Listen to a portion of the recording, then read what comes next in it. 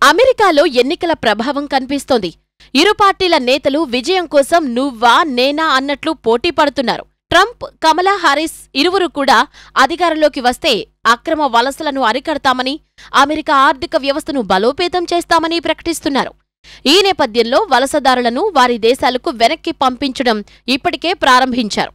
2024 November 5న జరగనున్న America అధ్యక్ష ఎన్నికల్లో ప్రధానాంశమైన అక్రమ వలసదారుల వేట ప్రారంభమైంది. అమెరికాలో ఉంటున్న సుమారు 29 లక్షల మంది అక్రమ వలసదారులను ఆయా దేశాలకు పంపించేస్తున్నారు. ఇందులో భాగంగా భారతదేశానికి చెందిన సుమారు 92,000 మందిని వెనక్కి పంపుతున్నారు. అక్రమ వలసదారులతో నిండిన తొలి విమానం 2 రోజుల కిందట ఇండియా చేరింది. US depart of home land DHS తెలిపిన వివరాల ప్రకారం అక్టోబర్ 22న ప్రత్యేక విమానంలో తొలి విడతగా అక్రమ వలసదారులను వెనక్కి పంపారు. భారత ప్రభుత్వ సహకారంతోనే ఈ చర్యలు చేపట్టింది అమెరికా. ఇలా తిరిగి వచ్చిన వారిలో ఎక్కువ మంది గుజరాతీలు, మరాఠీ, మలయాళం, పంజాబీ, తమిళ్, తెలుగు ప్రజలు ఉన్నారు. చట్టబద్ధత లేకుండా అమెరికాలో ఉంటున్న భారతీయ పౌరులను వెనక్కి పంపాలని నిర్ణయించుకున్నాం.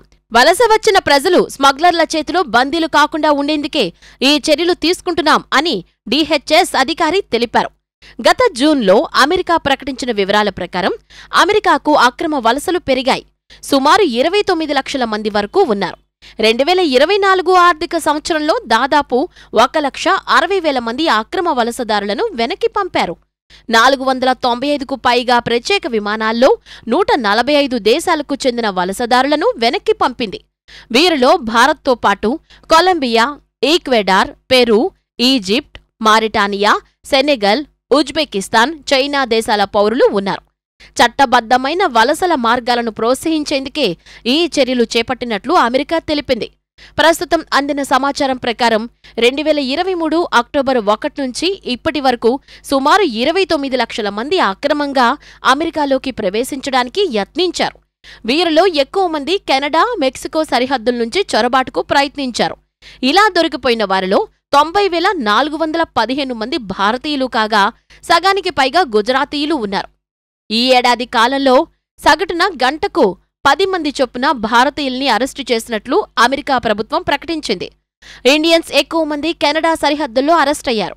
కెనడా సరిహద్దుల్లో 43,764 మంది బోర్డర్ ఫోర్స్కి దొరికిపోయారు. మెక్సికో సరిహద్దుల్లో చిక్కుకుపోయిన వారి సంఖ్య తక్కువ. ఈ మధ్య కాలంలో భారతీయులు దుబాయ్ లేదా టర్కీ వెళ్లి అక్కడ్నుంచి ఎడారి మార్గం గుండా మెక్సికో చేరి అక్కడ్నుంచి సరిహద్దులు దాటి అమెరికా భూభాగంలోకి ప్రవేశించేందుకు ప్రయత్నం చేసినట్లు ఇమిగ్రేషన్ అధికారులు చెప్పారు. భారతదేశం నుంచి అమెరికాకు చట్టబద్ధంగా వలసలు వచ్చేలా మరిన్ని మార్గాలను అన్వేషిస్తున్నాం. చార్టర్డ్ ఫ్లైట్ ద్వారా భారతీయ పౌరులను ఇండియా పంపుతున్నాం.